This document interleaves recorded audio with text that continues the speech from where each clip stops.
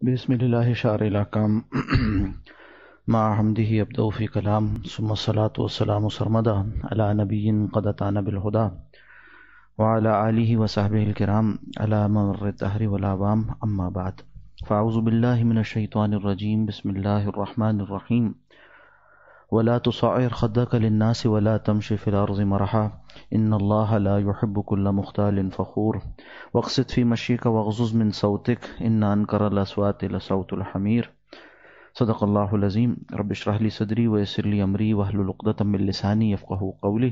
اللهم أرنا الحق حقا وارزقنا اتباعه وأرنا الباطل باطلا وارزقنا اجتنابه آمين يا رب العالمين۔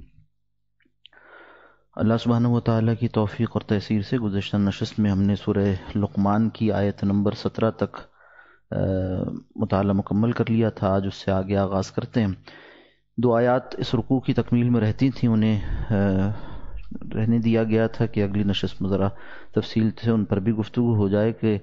اصلاح اخلاق سے متعلق اہم ہدایات جو ہماری معاشرت سے متعلق ہیں ان میں واقع ہوئی ہیں۔ اس سے بھی کچھ پہلے جا کر جو گزشتہ نشست میں ایک آیت واقع ہوئی تھی اس پر کچھ بات کریں گے، پھر انشاءاللہ ان آیات سے آغاز کرتے ہیں۔ آیت کا ایک فقرہ تھا، ٹکڑا تھا، جس میں ارشاد باری تعالیٰ ہے کہ وَاتَّبِعْ سَبِيلَ مَنْ أَنَابَ إِلَيَّ۔ حضرت لقمان علیہ السلام، حضرت لقمان جب نصیحت کر رہے ہیں اپنے بیٹے کو، اور ساتھ ساتھ یہ بات بھی درمیان میں جیسا کہ عرض کی گئی تھی کہ دو اقوال ہیں، یا تو حضرت لقمان کی نصیحت ہی کا جز ہے، یا یہ کہ اللہ سبحانہ و تعالیٰ نے حضرت لقمان اور ان کے بیٹے کے مابین ہونے والی گفتگو کے بعد ایک جو کہ شان نزول کی روایات سے معلوم ہوتا ہے کہ اس وقت حضرت سعد بن ابی وقاص اور دیگر حضرات صحابہ جو نوجوان تھے اور ایمان لائے تھے اور ان کے گھروں سے ان کو مخالفت کا سامنا تھا، ان کے بارے میں نصیحت کا ایک سامان کیا۔ تو اس آیت میں فرمایا گیا کہ وصینا الانسان بوالدیہ، ہم نے وصیت کی انسان کو اس کے والدین کے بارے میں، اور پھر ساتھ ساتھ والدہ کے حق کا ذکر ہوا، پھر بتایا کہ تمہیں چاہیے کہ ان کے ساتھ دنیا میں اچھا رویہ اختیار کیے رکھو، باوجود اس کے کہ وہ شرک میں بھی اگر مبتلا ہیں تو پھر بھی انہیں دنیا کا جو حق ہے ان کا، حسن عشیرت کا، حسن معاشرت کا، حسن اخلاق کا، وہ ان کا ساقط نہیں ہوتا۔ ہاں البتہ جو دینی رہنمائی ہے وہ ان سے نہیں لی جائے گی، اور اگر وہ یہ کہیں کہ اللہ کے بالمقابل کسی کو شریک ٹھہرا لو تو یہ بات ہرگز ان کی نہیں مانی جائے گی۔ اور اس کے ہی ذیل میں یہ بات بھی ذکر ہو گئی کہ وَإِن جَاهَدَاكَ عَلَىٰ أَن تُشْرِكَ، اگر وہ تمہیں اس بات پر مجبور کریں کہ تم شریک ٹھہراؤ بھی میرے ساتھ کسی کو، مَا لَيْسَ لَكَ بِهِ علم، ایسی بات جس کا تمہارے پاس کوئی علم نہیں ہے، فَلَا تُطِعْهُمَا، تو ان کی بات ہرگز نہ ماننا، وَصَاحِبْهُمَا فِي الدُّنْيَا مَعْرُوفًا، ہاں دنیا میں ان کے ساتھ مصاحبت رکھو اچھی، یعنی ان کا حق ادا کرو اچھائی کے ساتھ۔ وَاتَّبِعْ سَبِيلَ مَنْ أَنَابَ إِلَيَّ، اور پیروی کرو اس شخص کی جس نے اپنا رخ میری جانب کر لیا ہو۔ اس آیت پر بات تو ہوئی تھی مگر کچھ تفصیل مزید عرض کرنا پیش نظر ہے۔ ایک تو یہ کہ لفظ انابہ، اس کے معنی کیا ہے؟ انابت کے معنی ہوتے ہیں کسی طرف رجوع کرنا، اور ماہرین لغت نے لکھا کہ یہ رجوع بھی خاص ہے، یعنی ایک تو لفظ رجوع بھی عربی کا لفظ ہے، مگر لفظ اناب اس کے اندر جو لفظ انابت ہے اس کے اندر ایک خاص بات یہ ہے کہ دل کا پہلے مائل ہو جانا، اور اس کے اندر یعنی دل کے اندر ایسا شوق، ذوق اور جوش اور محبت ہو جائے کہ پھر انسان لپکے کسی کام کی طرف اپنے اعضاء و جوارح کے ساتھ، اس کو کہتے ہیں انابت۔ تو انابت اللہ اصلاً مقصود ہے اللہ کے سامنے، اللہ کی طرف ہمیں رجوع کرنا ہے، اور اللہ کی طرف رجوع کرنے کے لیے اللہ سبحانہ و تعالیٰ نے یہاں پر یہ فرمایا کہ ایسا بندہ جو میری طرف رجوع کرنے والا ہے اس کی طرف رجوع کرو۔ یہاں سے کئی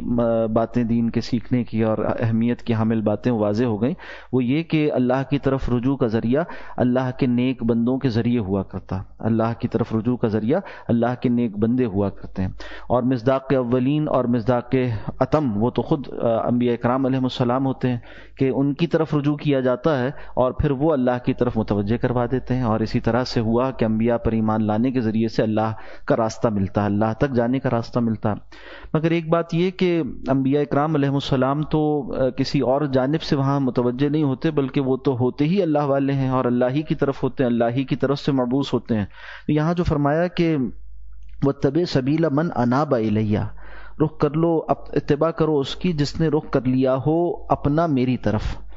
تو اس پر یہ اشکال کیا مفسرین نے کہ اس کا اطلاق صرف انبیاء پر نہیں ہو سکتا، اس لیے کہ انبیاء کرام تو ہوتے ہی اللہ کی طرف رجوع کروانے والے ہیں، اور وہ پہلے کہیں اور نہیں ہوتے کہ پھر اللہ کی طرف رجوع کریں۔ تو یہ کوئی ایسا ہو جو کہ غیر نبی ہے، اور پھر وہ تفسیری اقوال بھی مل گئے اور وہ روایات حدیث بھی واضح ہیں جس میں اس بات کا ذکر بھی آتا ہے کہ جب یہ آیات نازل ہوئیں تو حضرت ابن عباس رضی اللہ تعالیٰ نے بھی اس کی تفسیر بعد میں یہ کی ہے، ان آیات نازل ہوئیں تو شان نزول کیا تھا کہ حضرت سعد رضی اللہ تعالیٰ، حضرت سعد بن ابی وقاص اور دیگر حضرات، یہ وہ لوگ تھے جو حضرت صدیق اکبر رضی اللہ تعالیٰ کے ہاتھ پر ایمان لائے تھے۔ نبی اکرم صلی اللہ علیہ وسلم کی دعوت مکے میں عام ہوئی اور اس کے بعد یہ جو عشرہ مبشرہ میں سے بہت سے افراد ایسے ہیں کہ جو حضرت صدیق اکبر رضی اللہ تعالیٰ عنہ کے ہاتھ پر ایمان لائے، ان کو خبر ہوئی کہ حضرت صدیق اکبر نے تصدیق کی تو وہ متوجہ ہوئے، انہوں نے کہا کہ کیا تم نے بھی محمد کی تصدیق کی ہے صلی اللہ علیہ وسلم؟ تو حضرت صدیق اکبر نے فرمایا کہ ہاں، تو پھر یہ بھی فوراً ایمان لے آئے۔ تو حضرت ابن عباس بھی اس کی تفسیر یوں فرماتے ہیں، اور اس کے علاوہ زاد المسیر میں علامہ ابن جوزی رحمۃ اللہ علیہ نے اس کو یعنی ایک واضح تفسیر کے طور پر نقل فرمایا، کہتے ہیں انہ ابو بکر، یہاں جو فرمایا کہ واتبع سبیل من اناب الیہ، یہ من سے مراد پیروی کرو اس کے راستے کی جس نے اپنا رخ کر لیا ہو میری جانب، تو من سے مراد حضرت صدیق اکبر رضی اللہ تعالیٰ عنہ۔ دیکھیے کتنی بڑی بات ہے، کیونکہ فرماتے ہیں کہ اسلم سعد علی ید ابی بکر، حضرت سعد رضی اللہ تعالیٰ نے حضرت ابو بکر رضی اللہ تعالیٰ عنہ کے ہاتھ پر تو اسلام قبول کیا تھا، اور یہ بات علیحدہ سے اس روایت کے طور پر ہمیں واضح ہو گئی کہ شان نزول اس آیت کا کیا ہے کہ حضرت سعد کی والدہ نے ایسی نیت کر لی تھی اور منت مان لی تھی کہ میں افطار نہیں کروں گی، کچھ کھاؤں گی نہیں جب تک کہ سعد واپس اپنے آبا و اجداد کے دین پر نہ آ جائے اور اسلام کو نہ چھوڑ دے۔ تو اس میں یہ ہدایت دی جا رہی ہے۔ تو اللہ سبحانہ و تعالیٰ کیا فرما رہے ہیں، سعد دیکھو تم اپنے والدین کے ساتھ حسن عشیرت، حسن تعلق تو نبھاؤ، مگر ان کی بات یہ نہیں مان سکتے کہ وہ تمہیں کفر کی طرف دعوت دیں اور شرک کی طرف دعوت دیں۔ اس میں تو تمہیں صدیق اکبر رضی اللہ تعالیٰ عنہ کی اتباع کرنی ہوگی کہ جیسے انہوں نے چھوڑ دیا اپنی قوم کے طریقے کو اور محمد صلی اللہ علیہ وسلم پر ایمان لائے، اسی طرح تمہیں بھی چاہیے کہ تم ان کی اتباع کرتے ہوئے اس راستے پر چلو۔ ثم الی مرجعکم، پھر تمہیں میری ہی طرف آنا ہے، فانبئکم، تم سب کو باخبر کر دوں گا، بما کنتم تعملون، جو عمل تم کرتے تھے۔ تو یہاں اچھا اب جب یہ واضح ہو گیا کہ یہاں جس شخص کی طرف یعنی رجوع کرنے کو کہا جا رہا ہے وہ نبی نہیں ہے، تو آپ یعنی آیت قرآنی سے یہ بات واضح ہو گئی کہ غیر انبیاء یعنی غیر معصوم کا اتباع جائز ہوا، بلکہ بعض علماء نے اور بعض مفسرین نے تو یہاں پر لفظ وجوب کا بھی استعمال کیا۔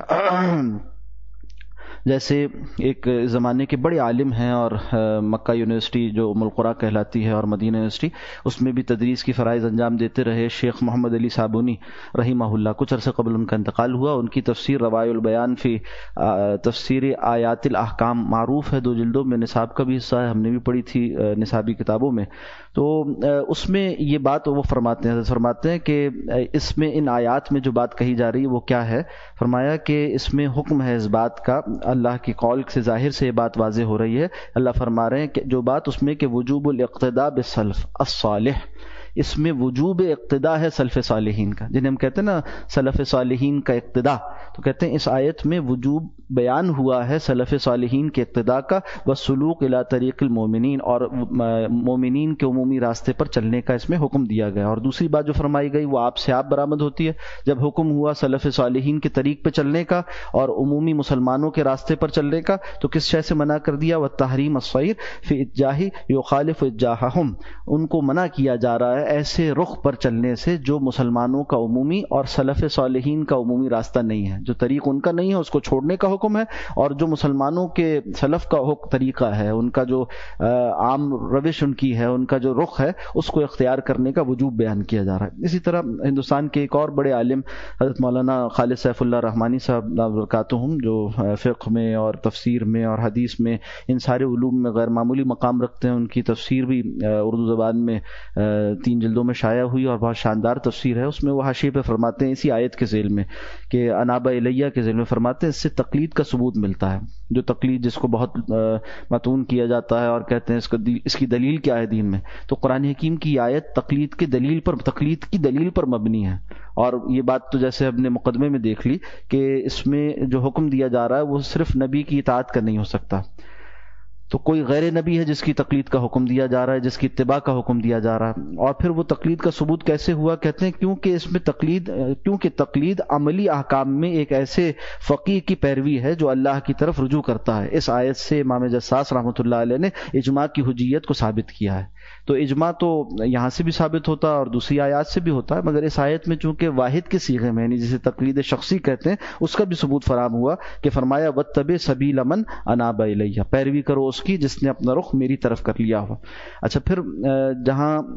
ائمہ مجتہدین کی تقلید اتباع یہاں سے واضح ہوتی ہے، ساتھ ساتھ جو اللہ والے ہیں اور بزرگان دین صوفیاء سلف گزرے، ان کی اتباع بھی یہاں سے آپ واضح ہوتی ہے۔ کیوں کہ باطن کا جو تصفیہ ہے اس کے لیے خاص طور پر یہ جو انابت ہے یہ معروف ہے، یعنی جس طرح سے ہم نے دیکھا کہ لفظ انابت کے اندر صرف یہ بات نہیں ہے کہ ظاہر کے اعضاء پر اس کا اطلاق ہوتا ہو، بلکہ لفظ انابت کے اندر یہ بات داخل ہے کہ باطن پہلے کھنچ جائے، متوجہ ہو جائے کسی طرف شوق سے اور رغبت سے، اور اس کے بعد ظاہر بھی اس طرف متوجہ ہو جائے، یعنی اعمال اعضاء و جوارح کی بھی اس کے موافق ہو جائیں۔ تو کیا باطن کی اصلاح کا اور باطن کا اس طرح متوجہ ہونا، یعنی انابت اللہ کا پیدا ہو جانا، یہ اس کے علاوہ کوئی بات ہے جو صوفیاء کا طریق ہے؟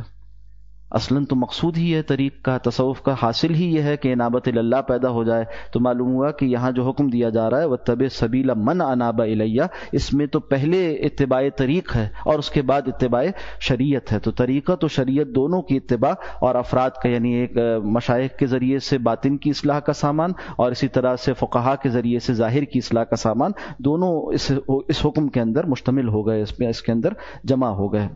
اور پھر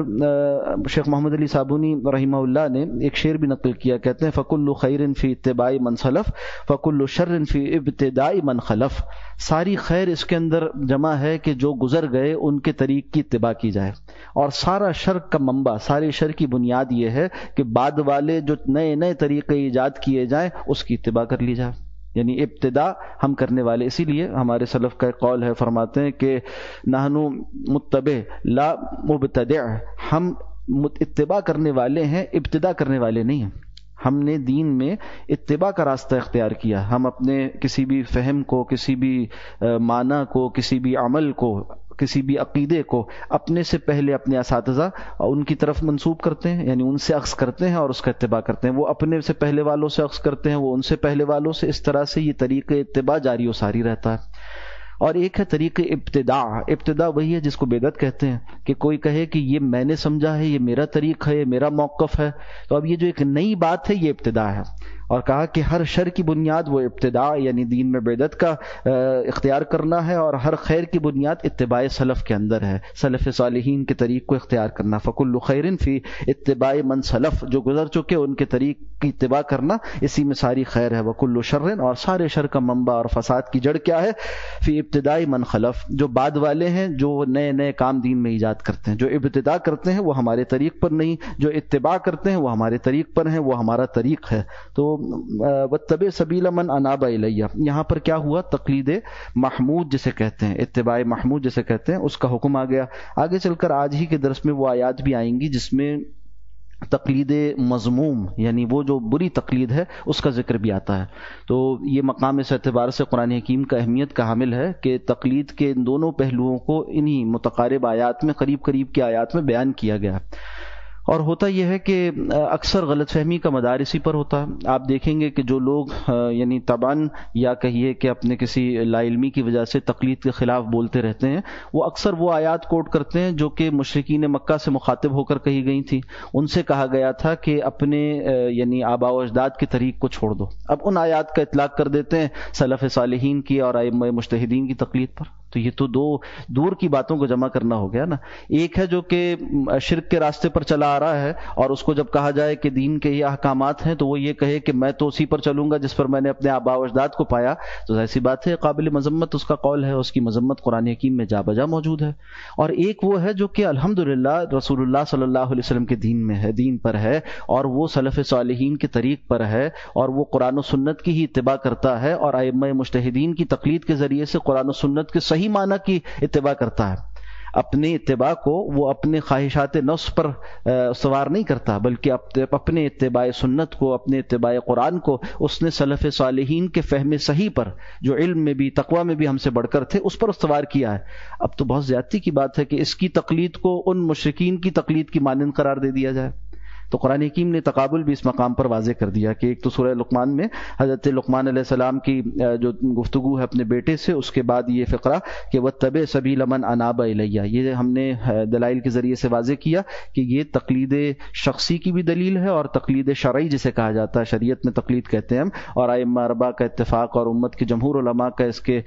جائز اور مستحسن بلکہ بعض صورتوں میں واجب ہونے کے اور عامت الناس کے لیے واجب ہونے پر اجماع ہے، تو اس کا یہاں سے ثبوت ہوا۔ اب چل کر آگے یعنی اس درس کے اختتام پر ہم وہ آیات بھی دیکھ لیں گے جس میں کہ اللہ سبحانہ و تعالی نے تقلید مضمون کی نفی فرمائی ہے۔ دو تقابل سے، ان دونوں کے تقابل سے انشاءاللہ صحیح بات واضح ہو جائے گی۔ اب آتے ہیں آج سے جن آیات کا ہم نے مطالعہ کرنا تھا، یہ تو پچھلے درس کی ایک آیت پر کچھ مزید باتیں عرض کی گئی تھیں۔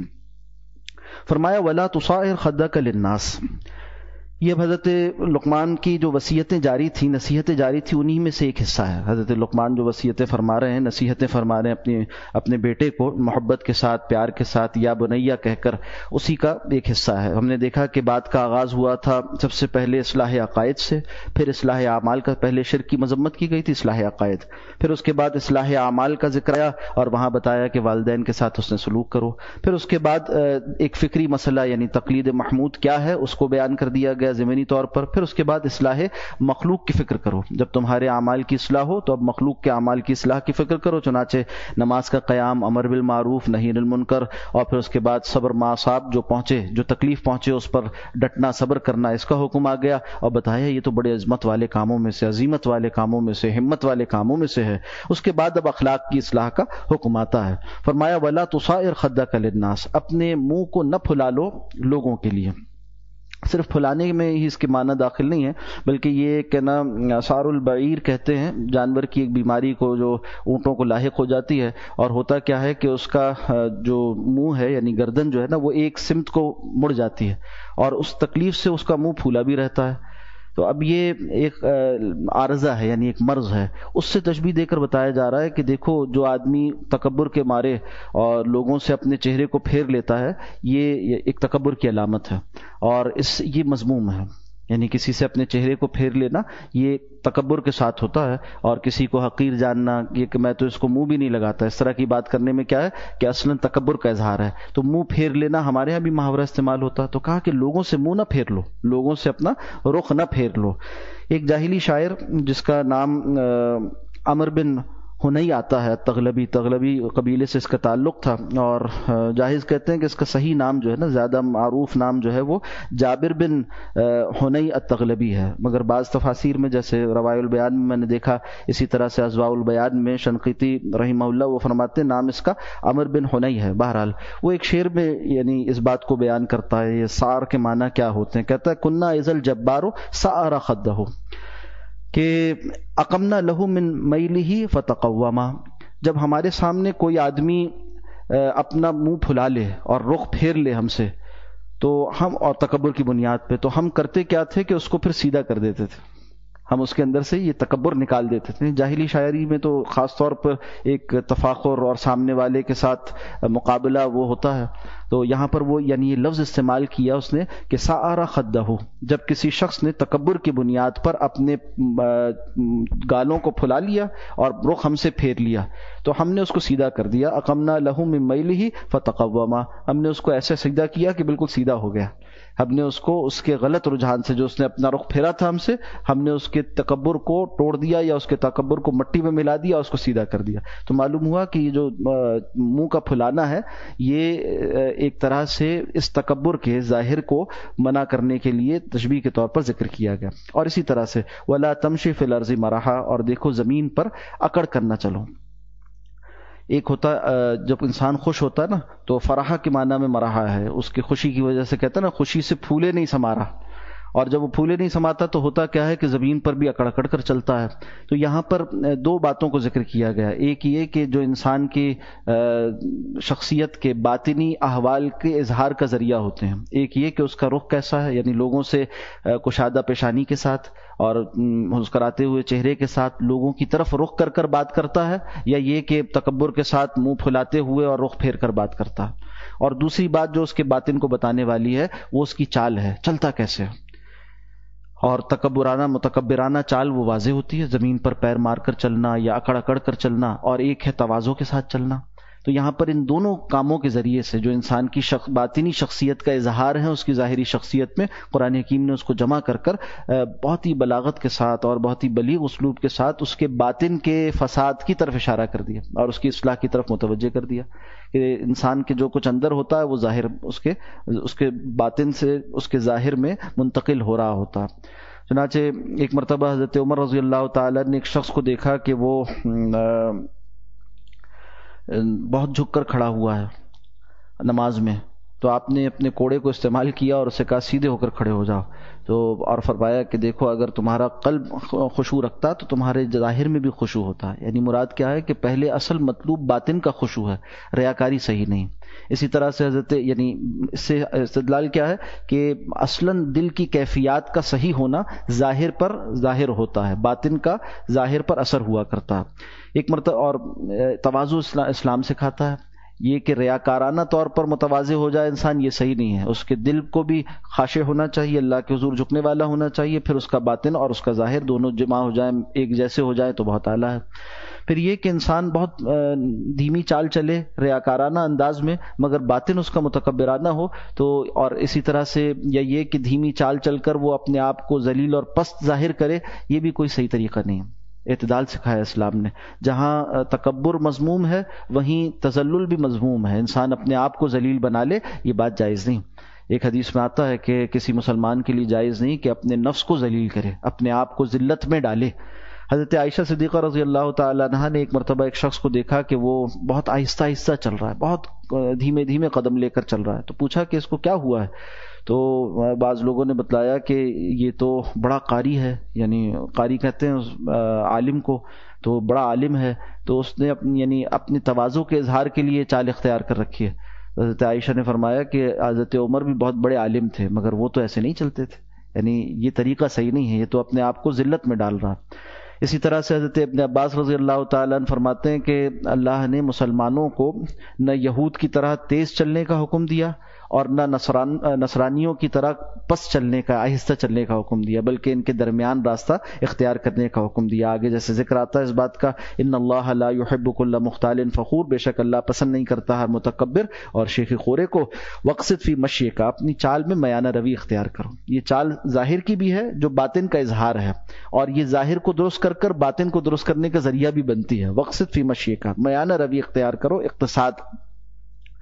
اللہ سبحانہ و تعالیٰ کو ہر کام میں میانہ روی پسند ہے، تو فرمایا کہ وقصد فی مشیک، اپنی چال میں یعنی اپنے طرز زندگی میں، اپنے زمین پر چلنے کے طریقے کو بھی اور اپنے طرز زندگی کو بھی میانہ روی والا بناؤ۔ فی مشیک، اپنی چال میں، وغضض من صوتک، اور اپنی آواز کو بھی پست رکھا کرو۔ ان انکر الاصوات لصوت الحمیر، اس لیے کہ اللہ کے نزدیک سب سے زیادہ ناپسندیدہ آواز، اور عام طور پہ لوگوں کے نزدیک بھی جو آواز ناپسندیدہ ہے، انکر الاصوات یعنی بدترین آوازوں میں سے لصوت الحمیر، گدھے کی آواز۔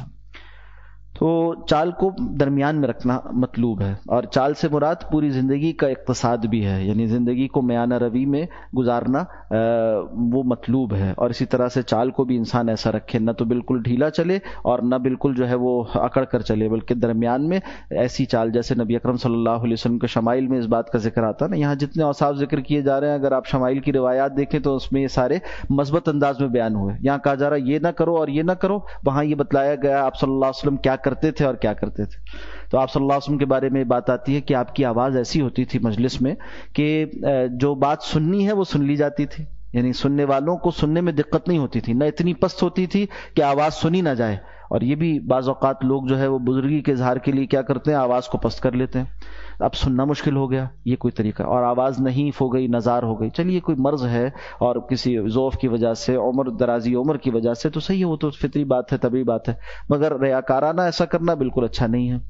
تو آپ صلی اللہ علیہ وسلم کی آواز کیسی تھی؟ نہ ضرورت سے زیادہ ہوتی تھی اور نہ ضرورت سے کم ہوتی تھی. مجلس میں بیٹھے تمام افراد یعنی جتنے لوگ ہوتے تھے اس نسبت سے نبی اکرم صلی اللہ علیہ وسلم اپنی آواز کو بلند کر لیتے تھے تاکہ آخر شخص تک آواز پہنچ جائے. اور یہ آپ کے معجزات میں سے بھی تھا کہ آپ کی مجلس میں دور دراز آدمی تک بھی آپ کی آواز پہنچ جایا کرتی تھی. اور بہت سے مقامات پر مواقعوں پر صحابہ نے اس بات کو نقل کیا، یعنی قریب ترین کو بھی ویسی ہی آواز آتی تھی اور دور بیٹھے آدمی کو بھی ویسی ہی آواز آیا کرتی تھی. جیسے کہ آپ کے اور معجزات بھی ہیں خلقی، جس میں آپ کے قد کا یعنی کوئی شخص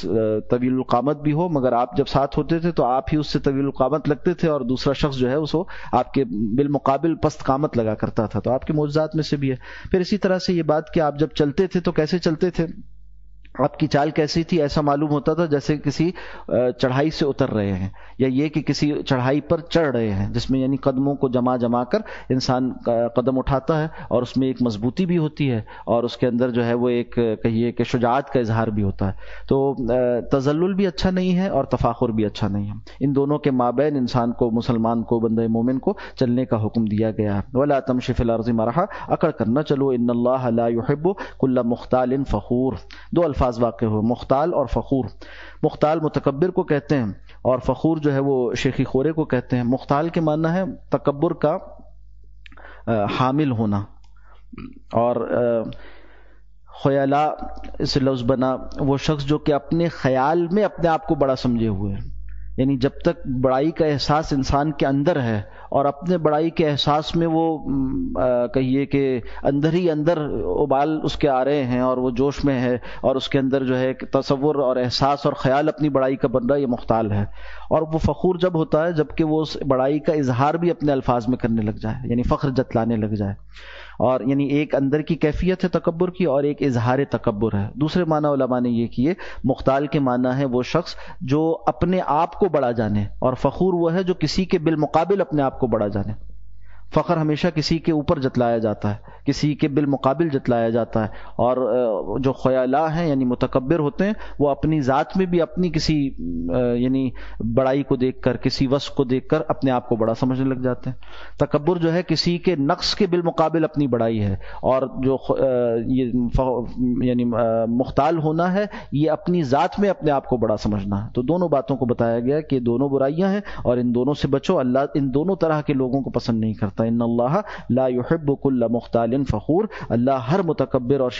شیخی خورے کو ناپسند کرتے ہیں. وقصد فی مشیک، اپنی چال میں اقتصاد اختیار کرو. ایک حدیث میں الفاظ آتے ما آل من اقتصد، یہی اقتصاد ہے کہ دیکھو کبھی وہ شخص محتاج نہیں ہوا اور دست نگر نہیں ہوا جس نے اقتصاد اختیار کیا. یعنی یہ کہ کبھی مال اڑا رہا ہے اور اس میں جو ہے تفاخر کے ذریعے سے بیجا خرچ کر رہا ہے، اور کبھی یہ کہ کوئی کنجوسی کرتا ہے، جب ہے بھی اس کے باوجود خرچ نہیں کرتا. تو ان دونوں روشوں کے مابین ایک روش ہے، وہ ہے اقتصاد کی روش. لفظ اقتصاد یہاں سے اقتصادیات یعنی انسان اپنی معاش میں صحیح توازن کو برقرار رکھ سکے. اقتصادیات جو علم ہے وہ بھی اسی لیے ہے کہ انسان کی ضروریات کو اور اس کی آمدن کو برابر کیا جائے، ان کے مابین توازن پیدا کیا جائے. انسان کو جو کچھ خرچ کرنا ہے، آمدن و خرچ کے مابین توازن، اس کو اقتصادیات کہتے ہیں. تو آپ صلی اللہ علیہ وسلم کا فرمان ہے کہ ما اعلی من اقتصد، جس شخص نے اقتصاد اختیار کیا یعنی میانہ روی اختیار کی وہ کبھی محتاج نہیں ہوا. اس کے پاس اپنی ضرورت کے وقت کے لیے بھی بچا رہتا ہے اور جہاں ضرورت ہوتی ہے وہاں وہ خرچ بھی کر رہا ہوتا ہے. نہ وہ کنجوس ہوتا ہے کہ اپنے ہاتھ کو اپنے گردن سے باندھ لے، اور نہ اسے کشادہ ہی کھول دیتا ہے کہ سب کچھ خرچ کر دے اور جب ضرورت بنے اس وقت وہ محتاج خود ہو جائے. فقصد فی مشیک وغضض من صوتک ان انکر الاصوات لصوت الحمیر. یہاں گدھے کی آواز سے تشبیہ دی گئی اس لیے کہ اس کے ایک معنی یہ بیان کیے گئے کہ گدھے کی آواز جو ہوتی ہے اس میں کوئی معنی نہیں ہوتے، اور آپ جانتے ہیں کہ اس کے اندر جو کیفیت پائی جاتی ہے اس میں ابتدا اور اختتام، وہ جو دونوں کیفیات ہیں ان کو قرآن حکیم نے بھی شہیق و ظفیر سے ذکر کیا. آغاز کو شہیق کہتے ہیں، گدھے کی آواز کا جو آغاز ہوتا ہے جب باریک ہو آواز اس کو شہیق کہتے ہیں، اور ظفیر جب وہ آگے جا کر جو ہے بالکل زوردار ہو جائے. اس میں معنی کچھ نہیں ہے سوائے ہیجان کے، سوائے خلجان کے، سوائے وحشت کے اور سوائے نفرت کے، سوائے ناپسندیدگی کے گدھے کی آواز سے کوئی اور احساس پیدا نہیں ہوتا.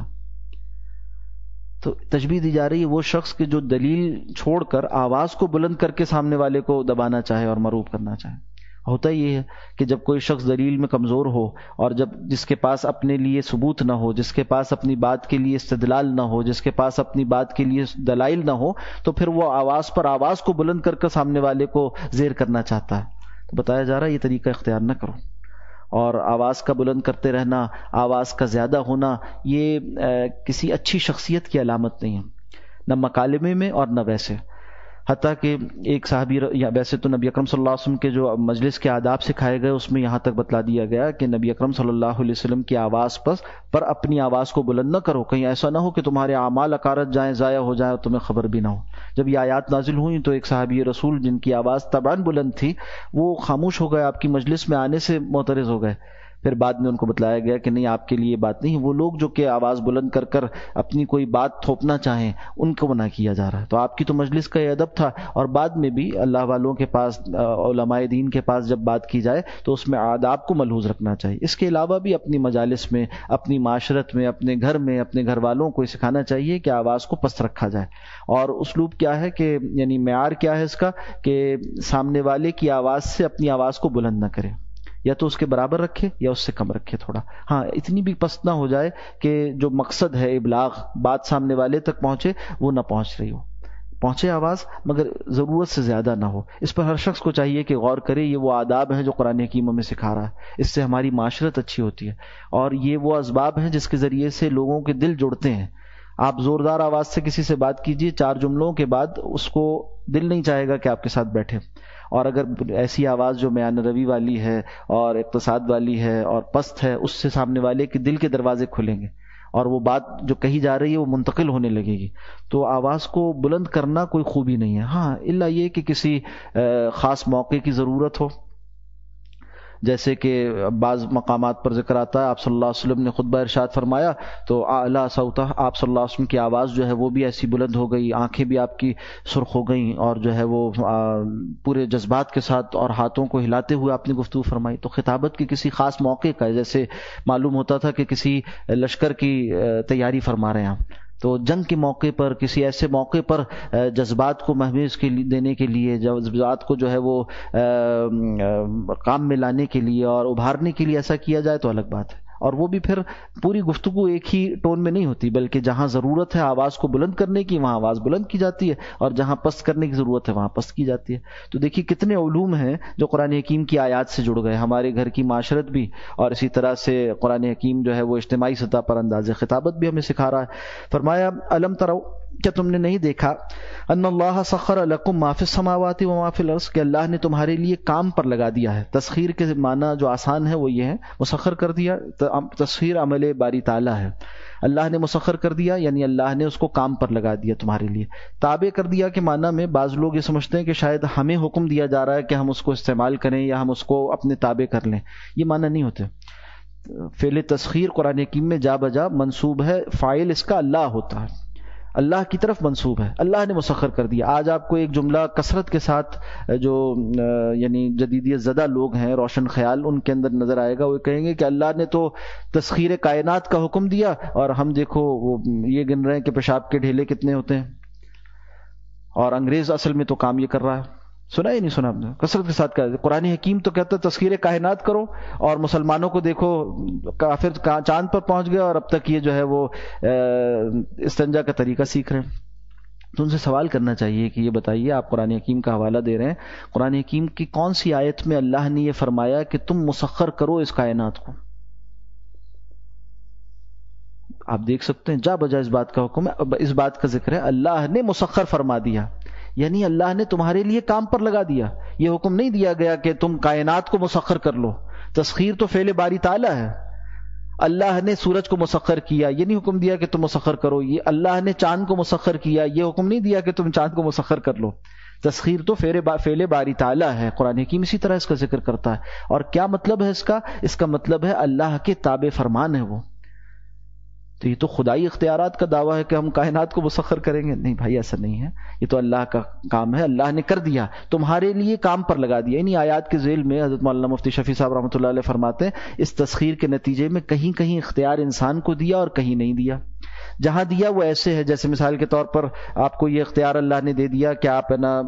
کسی چیز کو تعمیر کریں، جیسے اینٹیں لگا کر دیوار بنائی گئی، تو یہ ایک اختیار اللہ نے دیا، اس لیے کہ یہ اختیار دینا ضروری تھا، اور یہ اب یہاں پر اپنی جگہ رہیں گی جہاں آپ نے لگا دی۔ یہ اللہ کا جو فعل تسخیر ہے اس کے نتیجے میں مخلوق کو حاصل ہونے والا ایک اختیار ہے۔ مگر اللہ نے دوسری طرف پانی کو بھی مسخر کیا آپ کے لیے، مگر اس طرح مسخر نہیں کیا کہ آپ پانی کی بھی دیوار بنا دیں، اس کو اپنے اصول پر رکھا ہے۔ تو تسخیر تو فعل باری تعالیٰ ہے، اب انسان کے تابع یعنی اس کے لیے قابل استعمال الگ الگ طریقے سے بنایا گیا۔ جیسے کشتیاں چلتی ہیں پانی پر، تو پانی کو اللہ نے زمین کو مسخر ایسے کیا کہ آپ اس پر چل سکتے ہیں۔ اگر یہ مایا ہوتی اور یہ جو ہے وہ کسی گیس کی صورت میں یا کسی پانی لیکوڈ کی صورت میں ہوتی تو کیا ہوتا، چل سکتے تھے؟ نہیں۔ اسی طرح پانی جو ہے اس پر کشتیاں تب چلتی ہیں جب اس کا یہ اصول جس طرح اللہ نے اس کو مسخر کیا ہے، یعنی تابع فرمان کر دیا، تابع کر دیا اور قابل استعمال بنا دیا کہ اس پر کشتیاں چلتی ہیں اور ڈوبتی نہیں ہیں۔ اسی طرح سے اللہ نے چاند اور سورج کو مسخر کیا، کیا کیا کہ تمہارے کام پر لگا دیا۔ اور حضرت فرماتے ہیں وہاں پر کہ ایسا نہیں کیا کہ کسی ایک انسان کے لیے تابع کر دیا ہو، کہیں تو انسان کو اختیار دیا بعض تسخیرات میں، اور بعض مسخرات میں اللہ نے انسان کو اختیار نہیں دیا، اس لیے کہ ایک کا مفاد دوسرے کے مفاد سے ٹکراتا تھا۔ سورج کو مسخر کیا، مگر اس کا یہ مطلب تھوڑی ہے کہ انسان کے لیے مسخر کیا تو انسان کو اختیار دے دیا کہ جب چاہے نکالے اور جب چاہے اسے غروب کرے۔ کیوں کہ ایک شخص چاہے کہ طلوع کرے، دوسرا چاہے غروب کرے، تو یہ تو تسخیر کا معنی غلط استعمال ہوتا۔ جو مفاد عمومی تھا اس پہ اللہ نے اختیار اپنے پاس رکھا اور انسان کو کچھ اختیار نہیں دیا، ہاں اس کی خدمت پر ضرور لگا دیا۔ یہ سورج تمہاری فصلیں پکاتا ہے، تمہارے لیے حرارت کا حدت کا اہتمام کر دیتا ہے، تو یہ تابع کرنا ہے۔ اللہ نے اس چاند کو، اس سورج کو مسخر کیا، اور اس کے یعنی چاند پر پہنچ جانا یہ تسخیر کے معنی میں بالکل داخل نہیں ہے۔ جدید تفسیریں کی جاتی ہیں اور سائنسی تفسیر جو کی جاتی ہے اس میں یہ بات کہ دیکھو قرآن حکیم نے یہ بات کہی تو تھی مسلمانوں سے نعوذ باللہ کہ وہ چاند کو مسخر کرے، مگر کام یہ کر لیا عیسائیوں نے یا کافروں نے، تو وہ زیادہ قرآن کو سمجھنے اور عمل کرنے والے ہو گئے، ہم نے تو نہیں کیا۔ بھائی یہ آپ کا پورا مقدمہ ہی بنائے فساد ہے، اور فساد پر فساد ہے۔ پہلی بات تو یہ کہ قرآن حکیم نے اس بات کا کہیں حکم نہیں دیا کہ چاند کو مسخر کرو، انسان کو اس بات کا حکم دیا زمین پر انسان بن کر چلو اور اپنے اخلاق درست کرو، اپنا عقیدہ درست کرو، اپنے اعمال درست کرو، اپنے خالق کو پہچانو، اس چاند اور اس زمین کے بنانے والے کو پہچانو، اس کی توحید کو مانو، اس کے نمائندے رسول اللہ صلی اللہ علیہ وسلم کی اتباع کرو۔ یہ حکم نہیں دیا کہ چاند پر پہنچ جاؤ، یہ بہت کمال کیا تم نے، کوئی حکم نہیں دیا۔ ہاں صحیح ہے، راستے اس کے لیے کھلے رکھیں، یہ تجرباتی چیز ہے، اگر مفید ہے تو اختیار کر لو، اور اگر چاند پر پہنچنا کسی افادیت کا حامل نہیں ہے تو یہ بیکار کام ہے، لغو کام ہے، بیہودہ کام ہے، کوئی اعزاز کا باعث بھی نہیں ہے۔ تو ایسے لغویات سے اور بیہودہ کاموں سے جس سے انسان کا کوئی نہ دنیاوی مفاد ہو اور نہ کوئی دنیاوی ضرر دور ہوتا ہو، اس کو اختیار کرنا مسلمانوں کا طریقہ بھی نہیں رہا۔ ہاں جو سب سے بڑا مفاد ہے وہ یہ ہے کہ آخرت اس کی صحیح ہو جائے، دنیا اس کی اچھی ہو جائے، اس کا ذریعہ دین کے احکامات ہیں۔ تو پہلی بات تو یہ ہوئی کہ یہ احکامات نہیں دیے تسخیر کے، بلکہ یہ فعل باری تعالیٰ ہے۔ تو ان اللہ سخر لکم، یہ الفاظ خود اس بات کو بتا رہے ہیں کہ یہ فعل اللہ کا ہے، اللہ نے بے شک کام پر لگا دیا، مسخر کر دیا تمہارے لیے، تمہیں حکم نہیں دیا، تمہارے لیے مسخر کر دیا۔ کس کو؟ ما فی السماوات و ما فی الارض، جو کچھ آسمانوں میں ہے، جو کچھ زمین میں۔ آسمانوں سے کیا مراد ہے؟ جو انسان دیکھتا ہے، جو کچھ اوپر ہے، اور جو کچھ زمین پر ہے، جو کچھ انسان برتتا ہے، یعنی زمین کے اوپر، زمین سے نیچے، سب کچھ، اور جو کچھ اس کے لیے مفید تھا وہ سب اس کے لیے مسخر کر دیا، یعنی اس کے لیے کام پر لگا دیا۔ وَأَسْبَغَ عَلَيْكُمْ نِعَمَهُ ظَاهِرَةً وَبَاطِنَةً، بہت عظیم آیت ہے، بہت ہی عظیم الشان آیت ہے۔ وقت مکمل ہو رہا ہے یہاں پہنچتے پہنچتے، تو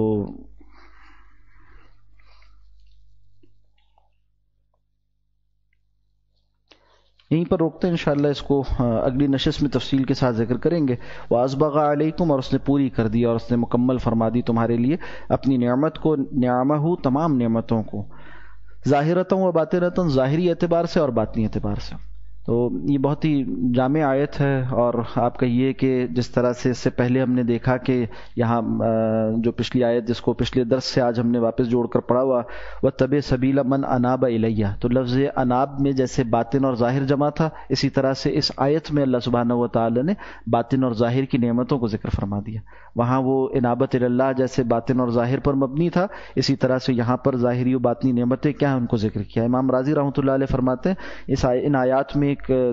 تعلق یہ بھی ہے کہ وَسَخَّرَ لَكُم مَّا فِي السَّمَاوَاتِ وَمَا فِي الْأَرْضِ، اس میں آیات آفاقی کا ذکر ہو گیا، اور وَأَسْبَغَ عَلَيْكُمْ نِعَمَهُ ظَاهِرَةً وَبَاطِنًا، اس میں آیات انفسی کا ذکر ہو گیا۔ اب پھر ظاہر اور باطن سے کیا مراد ہے؟ نعمہ جو نعمت کی جمع ہے، اس سے کیا مراد ہے؟ اور اسبغ مکمل کر دینا، معنی بمعنی اتم اوسع، مکمل کر دی تم پر، کمال پر پہنچا دی، تمہارے لیے عام کر دی، یہ معنی کیا ہے؟ اس کو انشاءاللہ اگلی نشست کے لیے اٹھائے رکھتے ہیں۔ مختلف تفاسیر میں ظاہری و باطنی نعمتوں کے کیا معنی کیے گئے، انشاءاللہ اس کا ایک تقابلی مطالعہ آئندہ نشست میں کر اس بات کو سمجھنے کی کوشش کریں گے۔ اقول قولی ھذا واستغفر اللہ لی ولکم ولسائر المسلمین والمسلمات۔ الحمد للہ الذی ہدانا لہذا وما كنا لنہتدی لولا ان ہدانا اللہ ربنا لا تزغ قلوبنا بعد إذ هديتنا وهب لنا من لدنك رحمة إنك أنت الوهاب اللهم اقسم لنا من خشيتك ما تحول به بيننا وبين معصيتك ومن طاعتك ما تبلغنا به جنتك ومن اليقين ما تحول علينا مصائب الدنيا ومتعنا بأسمائنا وقواتنا ما أحييتنا اللهم لا تجعل الدنيا أكبر همنا ولا مبلغ علمنا ولا غاية رغبتنا